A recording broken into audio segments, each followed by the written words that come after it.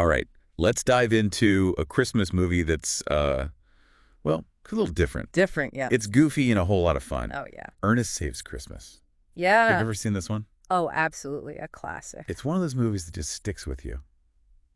You know, I think you're right. Even if they're not, Okay. Oscar contenders or anything. Yeah. We've got a stack of articles and trivia, even some behind-the-scenes stuff about this film. Awesome. Ready to unpack this holiday classic. Absolutely. Let's do it. You know, what's really fascinating about Ernest Saves Christmas is the premise. Okay. Santa Claus needs a successor. Mm-hmm. He's not immortal. He's not eternally jolly. Right. He needs someone to take over. Like to pass the torch. Yes. Before Christmas magic fades away completely. That's a pretty heavy concept. Yeah. For a movie that also features a runaway teenager. Right. And a taxi driver with a penchant for disaster. A penchant for disaster. That's a good way to put it.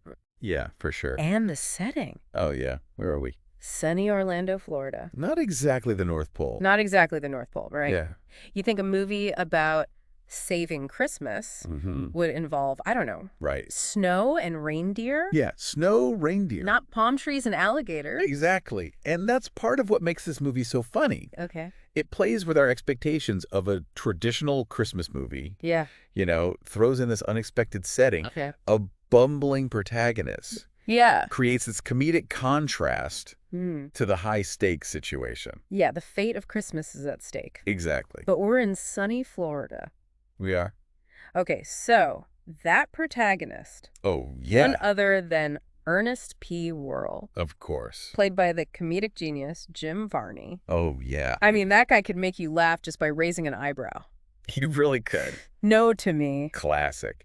Did you know that Varney actually developed the Ernest character for years? I did not know that. Yeah, he did commercials, smaller roles, before hitting it big with this franchise. Wow. He really had a knack for physical comedy and creating these larger-than-life characters. Yeah, and what's interesting is that Ernest, while goofy and accident-prone, he's ultimately good-hearted guy. Oh, he is, absolutely. Right. Yeah. He's like a child trapped in a grown man's body. Yes. Always trying to do the right thing. Always trying. Even if it backfires. Spectacular. Spectacularly, yeah. Yeah. Oh, totally. He's always eager to please, always optimistic. Yeah. Even when he's causing mayhem. Yeah. It's almost like he's channeling that childlike wonder that we associate with Christmas itself. Oh, I like that. Yeah. Right. That's a good point. That pure kind of joy and excitement and belief in the impossible. Right. And that childlike wonder is something that Santa himself seems to be losing in this film. That's right. Yeah. He's tired. He's forgetful. Yeah. Worried that the magic of Christmas is slipping away. This isn't the invincible Santa we're used to seeing. No. He's a little vulnerable. He's got wrinkles. He's got wrinkles, yeah. He snaps at Ernest. He does. And he even punches Oh, yeah. a Hollywood director. That's right. Who wants to exploit Christmas for profit. Oh, he does not like that. It's a pretty bold move for a Christmas movie, don't you think? It is. It definitely subverts our expectations. Yeah. We think of Santa as this jolly, benevolent figure. Yeah. But here he is, He's got some rough edges. He's got some rough edges. He's fed up with the commercialization of Christmas. Yeah. And he's not afraid to show it. Yeah. And that scene with the director, it highlights this really interesting theme in the film.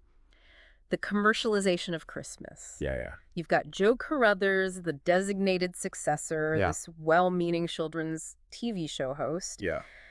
But his agent, Marty Brock, he's a piece of work. He is, yeah. He's pushing Joe towards fame and fortune, even if it means sacrificing the true spirit of the holiday. Like he represents the bad side of show business. He does. He's all about the bottom line. Yeah. The money, the fame. The profit. The profit. He doesn't really care about the true meaning of Christmas. It's like they're setting up this battle between the pure, childlike belief in Santa Right. and the cynicism of the adult world. Exactly. It's that clash between innocence and experience. Yeah. Between the magic of Christmas and the harsh realities of the world. And Ernest is caught in the middle. He is. He's trying to help Santa while also navigating his own misadventures. Right. And then you've got Harmony Starr. Oh, yeah, Harmony. This runaway teenager who accidentally ends up with Santa's magic sack. Yeah. Talk about chaos. That's a recipe for disaster right there. It is. And later, we learn her real name is Pamela Trenton, Oh, right. And her story adds another layer to this idea of lost innocence and rediscovering the magic of Christmas. Okay, let's talk about that magic sack for a second.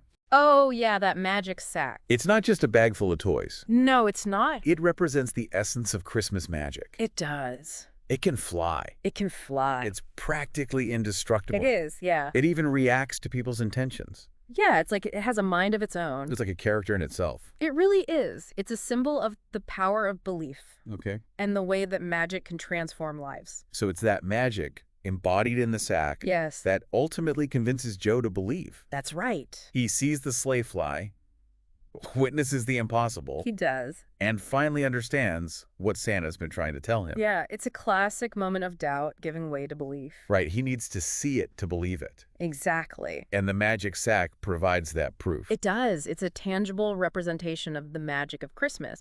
And what's really great is that the film doesn't shy away from showing just how difficult it is for Joe, to accept this responsibility. Oh, yeah. He's got his career, his ambitions. Yeah, he's got his own life. He does. And this whole Santa Claus thing just kind of throws his world upside down. It's a big ask.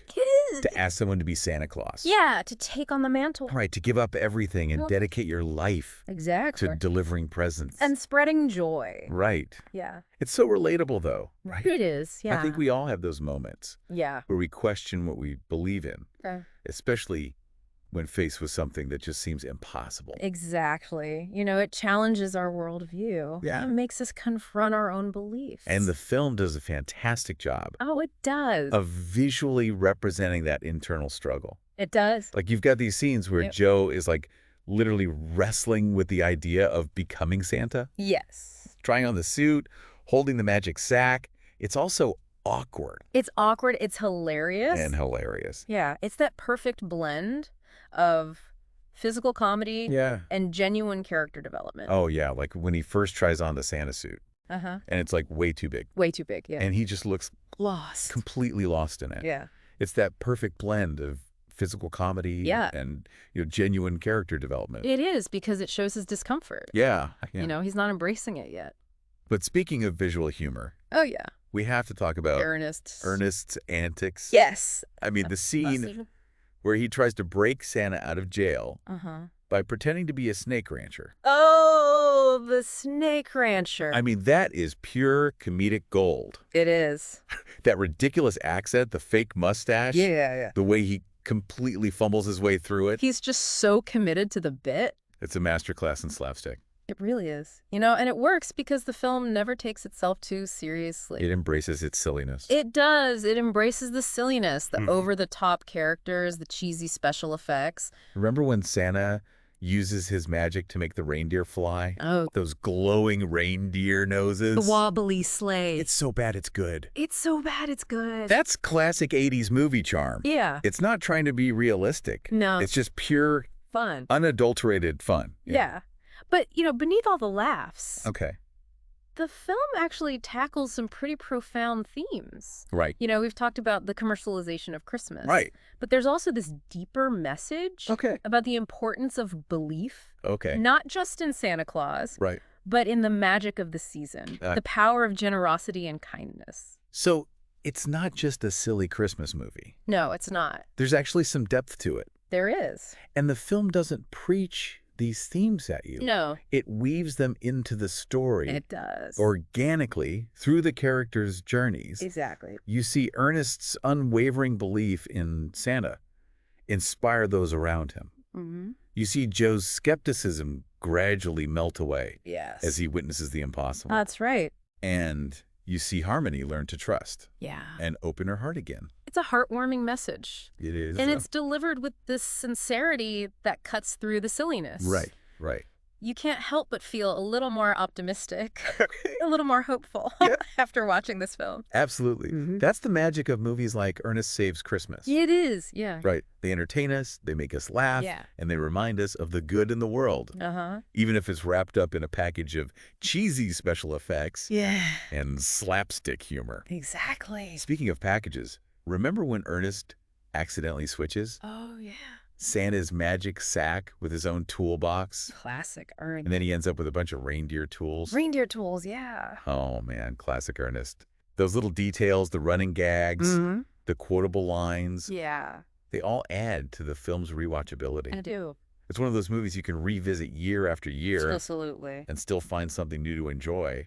Yeah, and it's a testament to the talent of director John Cherry. Oh, John Cherry, yeah. This was his first feature film. Wow, I didn't realize that. After directing a bunch of Ernest commercials. Okay. And you can see that experience shining through, in the film's comedic timing, its pacing. Okay. And its ability to balance that humor with heart. Right. He knew how to get those laughs, but also to tell a heartwarming story. Yeah, he really captured that unique blend of slapstick and wit and warmth that made the Ernest franchise so popular. Yeah, it's not easy to pull off that kind of humor. Right. Without being mean-spirited or condescending. Right, right. But Cherry did it masterfully. Yeah, and he knew how to use the setting to his advantage. He did. Orlando, with its theme parks, its tourist traps, its general sense of over-the-top spectacle, becomes this perfect backdrop. It does. For Ernest's chaotic adventures. It really does. It's almost like the film itself is a theme park ride. Oh, I like that. Full of twists and turns. Yeah, and unexpected moments of delight. Exactly. Okay, but it wouldn't be a true deep dive if we didn't acknowledge some of the film's flaws. Okay. Yeah. The acting, especially from the supporting cast, can be a bit uneven at times. A little bit, yeah. And the plot relies on some convenient coincidences. Yes, it does. To move the story along. It's not the most tightly plotted film. No. But, it's part of its charm. Yeah, there are definitely moments where you have to suspend your disbelief. Yeah. And just go with the flow. Exactly. But honestly, those flaws just add to the film's charm for me. Yeah. It's like watching a home movie. Yeah. Made with a lot of love and enthusiasm. Yeah. Even if it's not perfectly polished. That's a good point. The film's imperfections, its rough edges, actually contribute to its authenticity. It feels genuine. It feels heartfelt. Yeah. It feels like it was made with a genuine love for the holiday spirit. Exactly. It's not trying to be a cinematic masterpiece. No, it's not. It's trying to make you smile. Yeah. Make you believe. Yeah. And maybe even inspire you to spread a little Christmas cheer yourself. And speaking of spreading cheer, what do you think is the most heartwarming moment in the film? Oh, that's a tough one. It is, yeah. For me, it's when Joe finally embraces his role as Santa. Oh, yeah. And takes off in the sleigh for the first time. That's a good one. It's such a beautiful moment of transformation. It is. You could just see the doubt and fear melt away from his face as he realizes the true power and responsibility of being Santa Claus. And the way the film uses music in that scene. Oh, yeah. With that soaring orchestral score. Yeah, yeah. It just gives you goosebumps. It's like watching someone rediscover the magic of their childhood. Yeah. That sense of wonder and possibility. Totally. It's a reminder that no matter how old we get, there's still a part of us that believes in miracles, in the power of good, and in the spirit of giving. And that, I think, is the enduring legacy of Ernest Saves Christmas. Okay. It's a film that reminds us that even the most ordinary person can make a difference. That laughter can be a powerful force for good. Right. And that the magic of Christmas is something we carry within ourselves all year round. Beautifully said. And on that note, let's take a moment to appreciate the incredible legacy of Jim Varney. Jim Varney. The man who brought Ernest to life. Absolutely. He was a true comedic genius. He was. And his performance as Ernest is gift that keeps on giving. It really is. Varney had this incredible ability to connect with audiences of all ages. He could make you laugh with a single look, a silly voice, a perfectly timed pratfall. And he did it all with such warmth and heart that you couldn't help but love him. Right. Even when his character was causing chaos. Yeah. He brought so much joy to so many people. He did. And his work continues to entertain and inspire new generations of fans. Absolutely. And that's something truly special. One of the things that always gets me about Ernest Saves Christmas is its heart. It would be easy to just dismiss it as just another silly holiday comedy, but there's a real sincerity to it. Yeah, there's that elevates it beyond just cheap laughs. It's true. It's got a lot of heart. Yeah. It has this wonderful message about believing in something bigger than yourself. Right. whether that's Santa Claus, the spirit of Christmas, or just, the power of kindness and generosity. And it delivers that message in a way that's both entertaining and thought-provoking. It does. You're laughing 1 minute.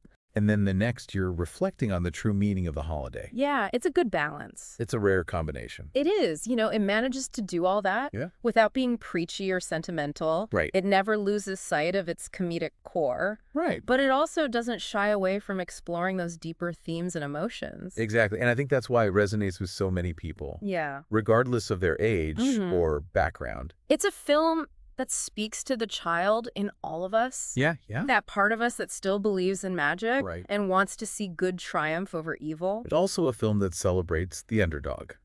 Oh, yeah. The misfits. The people who don't always fit in, but who ultimately make the biggest difference. Yeah. Ernest is the perfect example of that. He is. He's clumsy, he's awkward, he's constantly messing things up. Right. But he never gives up on his mission to help Santa. Yeah, he's always trying his best. Even if it doesn't always work out. That's right. And in the end, it's his unwavering belief, his pure heart that saves the day. It does. It's a reminder that we don't have to be perfect or have all the answers to make a positive impact on the world. That's a good message. Sometimes all it takes is a little bit of faith and a willingness to help. And a healthy dose of humor. Oh, of course. Let's not forget that Ernest Saves Christmas is first and foremost a comedy. Yes, it is. It's filled with hilarious moments, quotable lines, physical gags that are sure to make you laugh out loud. Oh, absolutely. Like that scene where Ernest accidentally sets off the airport metal detector. Oh, yeah. With all the reindeer tools in his bag. With all those reindeer tools. I mean, the look on his face is priceless. And the way he tries to explain it to the security guards. Oh, yeah. It's pure comedic genius. Yeah. You can tell that Jim Varney was having so much fun with that role. Yeah, he really was. And that energy, it's just infectious. It's infectious, yeah. And that's another thing that makes this film so special. The performance of Jim Varney. Jim Varney, yeah. He created such an iconic character in Ernest P. Worrell. Right. A character that's both hilarious and endearing. Yeah, Varney had this incredible ability. He did. To make you root for Ernest. Yeah. Even when he was being completely clueless or causing mayhem. Yeah, you knew that his heart was always in the right place. Yeah. And that ultimately he would do the right thing. Yeah, he was a master of physical comedy. He was. But he also brought a real depth of emotion to the role. He did. You could see the sadness in his eyes when he thought he'd let Santa down. Yeah. And the pure joy when he finally helped him succeed. Yeah, it's a performance that's both timeless and unforgettable. It is. And it's one of the main reasons why Ernest Saves Christmas continues to be a beloved holiday classic decades after its release. It's a true classic. So if you're looking for a Christmas movie that's both heartwarming and hilarious, a film that will make you laugh, make you think, and maybe even reignite your belief in the magic of the season, we highly recommend checking out Ernest Saves Christmas. Absolutely. It's a true gem. It is. And one that deserves to be enjoyed by generations to come. And if you enjoyed this deep dive into Ernest Saves Christmas, don't forget to like, comment, and subscribe for more great movie reviews. Yes, we'll be back soon with another cinematic adventure. We will. So stay tuned.